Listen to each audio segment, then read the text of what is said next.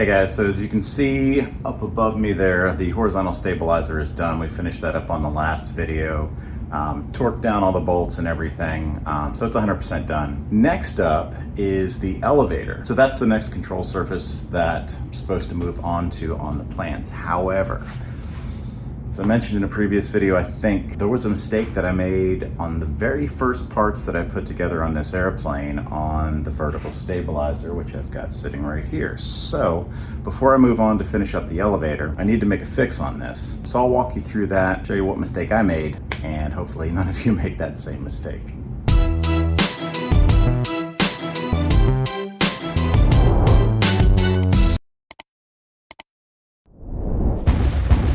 So when building the vertical stabilizer, one of the first pieces that gets put together on this whole thing is right down here on this front spar. You've got the front spar here and the front spar doubler in front of that. Those two pieces get riveted together, the center hole gets drilled out, and as you can see, there are some regular round head rivets here and some flush mount rivets there.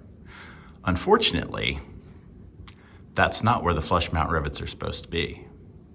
So in general in the instructions, when they talk about the position of different parts and components, they'll talk about the front or aft, left or right.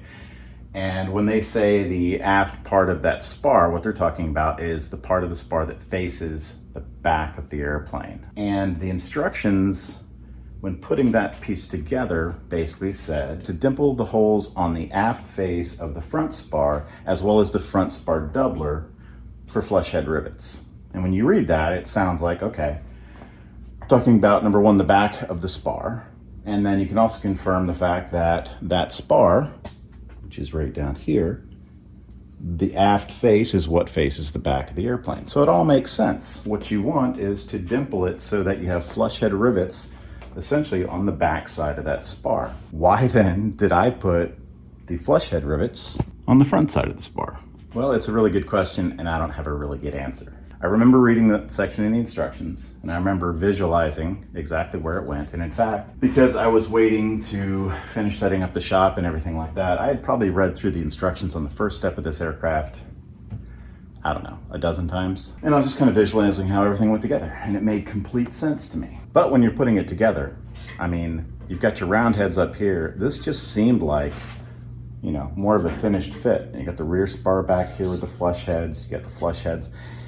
It just made sense to me visually that flush heads should go out here as opposed to why would you put flush heads on the back side of this thing? It just didn't make any sense. But if I'd have just read a little bit further down the line in the instructions to figure out why those needed to be flush heads versus the other ones, I would have understood it. Fortunately, one of you reached out to me in an email, and I'm very thankful for that because they actually started to make the first mistake. Fortunately, they caught the mistake before they had the entire thing assembled like this, hadn't driven any rivets yet, so they were able to reverse course on that. So the situation that I'm in is trying to figure out how to remedy this. But why are those on the front side versus the back side? It's because of this guy right here. When you get to the section where you're actually going to assemble all this and put the horizontal stabilizer and the vertical stabilizer and all the components together on the tail of the aircraft, that's where this bracket comes into play. This bracket here is attached to the tail, and this little hole up here on the top is the same as the hole on that where a bolt will go through. And basically that secures, this whole top piece secures that front spar of the vertical stabilizer to the tail. So when I first got the email, I looked in the instructions, and I had looked a few times ahead in the instructions to see about these pieces going together. And I always, for some reason, visualized that this was actually going on the front of the vertical stabilizer, and then the bolt went through here. And therefore it made lots of sense that I had flush mount rivets on the back side for this to set against. But turns out this actually goes behind the spar, and that's why the flush head rivets are supposed to be on the back side of the aft side of the front spar, which would be the front side of this. So I reached out to Vans in an email to find out what am I gonna do here? Worst case scenario was I was gonna have to drill out all the rivets to basically put a whole new front spar in there, which was not something that I wanted to do. So reached out to them. My question to them originally was, is it possible to drill out those rivets and then reverse course on the dimples, which I know if you put a dimple in the wrong direction, you are allowed one time to reverse that. You can't keep going back and forth. Obviously that weakens the material, just like bending something back and forth. But you are allowed to do it one time to correct a mistake. So I wondered, could I drill those out? Could I just reverse course on that? And would that still be structurally sound? So the response I got back was, well, how many of those rivets are impacted, number one? What I was able to confirm is that with it on the backside where it goes in place, you can see that only 2 of those rivets actually get covered up. So these 4 are okay. So it's just the 2 that are going to be the issue. After a lot of back and forth with Vans, they confirmed that yes, I can reverse course one time on those dimples, and we'll drill those 2 rivets out and then reattach this. And then to ensure the integrity, I'll put 2 additional rivets on the doubler, between the doubler and the spar itself. So I'll get to work on that and you guys can follow along. The first step, of course, is to go ahead and drill out the 2 rivets. So the first step in that process is to use a center punch to create a nice divot here for the drill bit to bite into to stay centered on the rivet. Because these are the size 3 rivets, I'm using the smaller number 40 drill bit, which is the same size as the hole the rivet sits in. So it's important to stay on the center of this and also not to go too deep into the rivet before you pry the head off, because you don't want to enlarge the hole at all.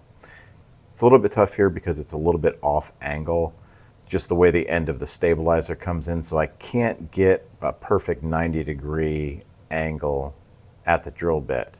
So I'm gonna have to be real careful with it, move kind of slow and methodical, and keep myself working always back to the center to drill these out.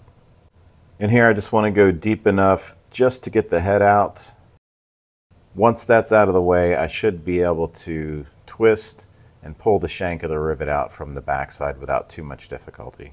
The first one came out pretty easy. The second one, the drill bit wandered just a little bit on me. So other than a little bit of scuffed primer around that bottom hole, both holes came out really well.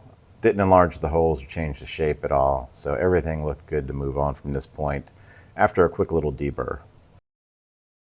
And then using the pneumatic squeezer, I'm happy to say I was able to successfully reverse the direction of these dimples.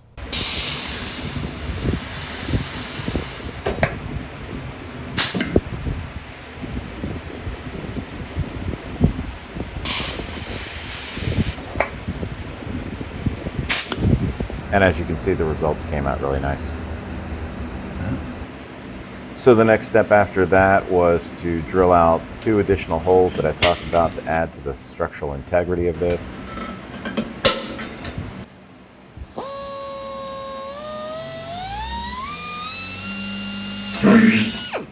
The rule of thumb on this is you want to make sure that you're at least 2 diameters away from the other holes. So I measured that out and centered it up.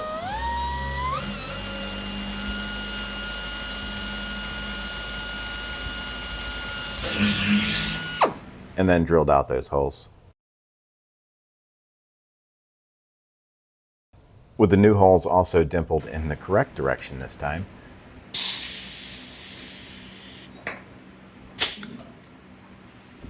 It was simply a matter of inserting 4 new rivets and then squeezing them to the correct size with the pneumatic squeezer.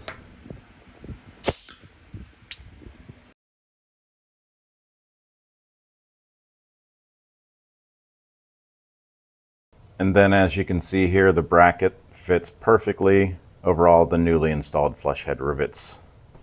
And then I just used a little bit of primer to touch up the areas where I kind of scratched off the other primer. All right, well, happy to say that went a lot smoother than often does. So that was nice for a change. Crisis averted, issue fixed. All right, so time to get busy now working on the elevator and start getting this tail put together. Thanks for watching, guys. Hope I didn't lead any of you guys astray with that first video, making the same mistake that I made. But as you can see, you can still come back from it. So great support from Vans as always, and yeah, building on. We'll see you on the next video. Thanks for watching.